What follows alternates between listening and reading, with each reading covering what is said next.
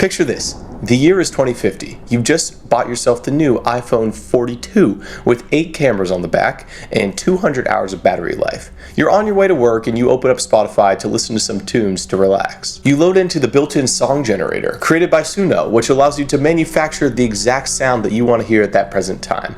At the start of this feature, it was pretty cool and it allowed you to customize your music and really personalize the experience. But now the AI tracks have grown stale and you just want to listen to some human music again. But wait, you can't do that because the human organic music tier of Spotify is $100 a month and that's just not in your budget. So you go on listening to the same stale AI generated tracks, hoping that one day you might be able to listen to organic human-made music again. Now, obviously, that scenario, it's a little outlandish. Do I really think in 25 years we're going to be living in some AI hell where, human music is placed behind a paywall and we can't even listen to it? Not really. However, I think the stage is set for some pretty radical changes in the music industry in the coming years. Over the last 5 or 6 years, AI has really taken the world by storm. We see in the economy, in the S&P 500, nearly a third of companies are made up of tech companies that are pursuing AI gains right now. In American lives, we're seeing the majority of Americans using LLMs like ChatGPT on a daily basis. At first, I thought it was just going to be sort of a replacement for the Google search or a way to talk to a robot friend or innovate, but we are also seeing a rapid spread of AI into creative fields, which is a little disconcerting. As these technologies really developed, we saw people in the creative space begin to use AI to help them in their process. Maybe for an author, this meant having a new writing partner or someone to do their research for them or organize their ideas. Then in the songwriting space, in the music space, we saw AI helping people organize their ideas as well, but also come up with song ideas and sometimes even write lyrics for them, which I think is a little unethical, but that's a topic for another video. However, for a while, AI couldn't really replicate the soul of music and of art, but I think that's changing. Now with the advent of Suno and other music generation companies, we are seeing the landscape of the music industry radically change. If you look at Spotify, it's estimated that a quarter of all new tracks that are being uploaded to Spotify are AI generated in some way. You see 100% artificially generated bands like The Velvet Sundown or artists that are getting millions, hundreds of thousands of listeners, and in some cases they're topping popular music charts. And one of the dangerous parts is it's really difficult to tell the difference between an AI-generated song and an organically created song. And it's not helping that main streaming services like Apple Music and Spotify still have not rolled out systems in place where they can tag and alert the public to when a song has some sort of AI component to it. To take a little bit of the heat off Spotify though, how would you even go about labeling these tracks? How much AI has to use before it's labeled an AI track? What if it writes the lyrics? What if it sings the song? What if it just makes the chord progression? It's a really tough needle to thread in this case. Furthermore, it seems like mainstream industry giants are embracing the use of AI in their space. We just saw a deal made with Warner Music, which is kind of the third biggest global music company with artists such as Coldplay and Charli XCX on their catalog. They just made a deal with Suno to allow artists who opt in to have their names and likeness and sound used in these Suno generators. This comes off the back of a similar agreement struck between Universal Music Group, one of the other big music companies, and Udio, which is Suno's biggest competitor, settling a copyright infringement lawsuit with similar terms.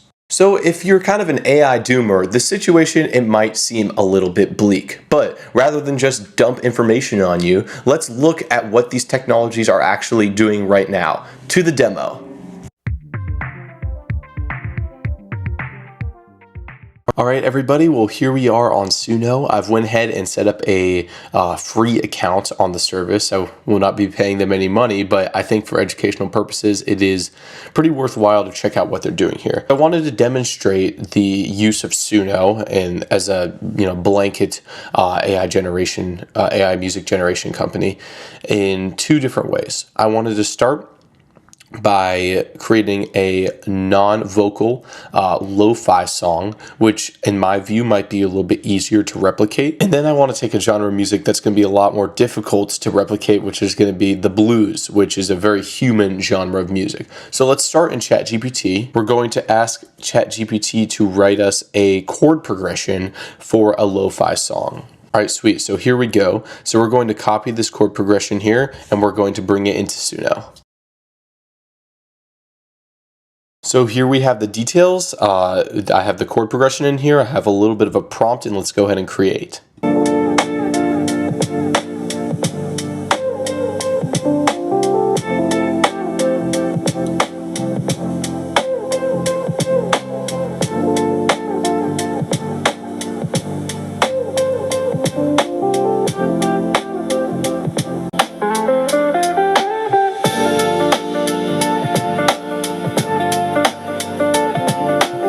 So it was actually a lot better than I thought it was going to be. It didn't follow the chord progression I gave it, but if that was on in a lo-fi playlist while I was, studying and that was on in the background, I probably wouldn't know the difference. Now let's change it up to something that might be a little bit more difficult. I'm going to turn to ChatGPT and have it write me some very human blues lyrics.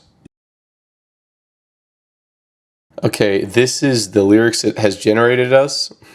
Not the greatest, but I wasn't really expecting that much from ChatGPT. So let's take it and let's bring it over into Suno. So we're going to go ahead and create this here. All right, we have our songs. Let's go ahead and take a listen.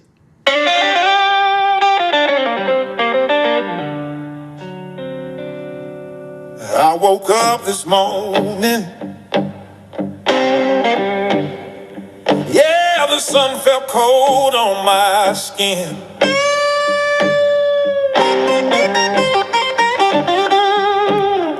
I said I woke up this morning. Yeah. Lord, the sun felt cold on my skin. I gave you all my money,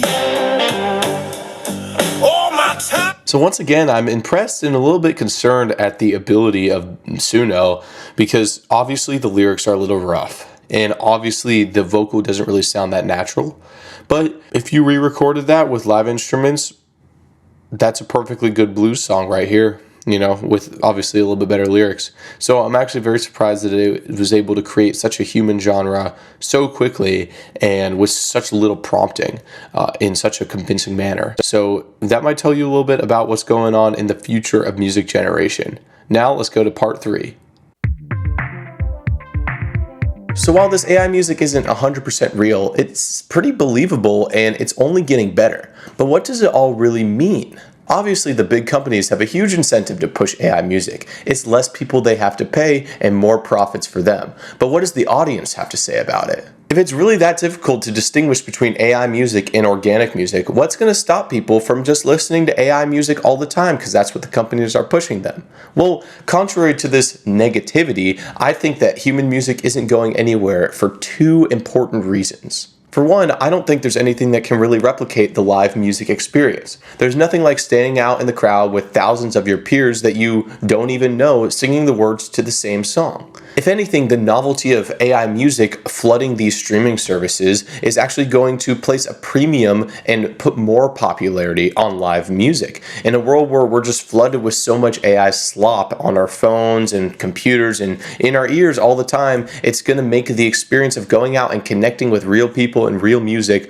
all the more attractive. Secondly, I think what a lot of people overlook is the relationship between the fans and the artists. When someone is looking for some music to listen to, yes, of course, they're looking for a sound that they like, but they're also looking to invest in a story. Think of pop stars today like Sabrina Carpenter or Harry Styles. Their fans are there for the music, but they are also there for the connection that they feel with that person up on stage. Maybe they really like their songs because it connects to some part of their life, or they feel like they're singing to them out in the audience. Well, any way you put it, the fans feel a connection to the artist and they're looking for humanity in the music. So today we looked at the current state of AI in the music industry. We dove headfirst into the tools that people are using to generate artificial songs, and I explained to you a little as to why I think human music isn't going anywhere. Do you agree with me? Let's have a conversation in the comments below. I'm curious to hear your thoughts. If you enjoy this type of content, please drop a like and subscribe, and I will hopefully see you in the next video. Goodbye, everybody.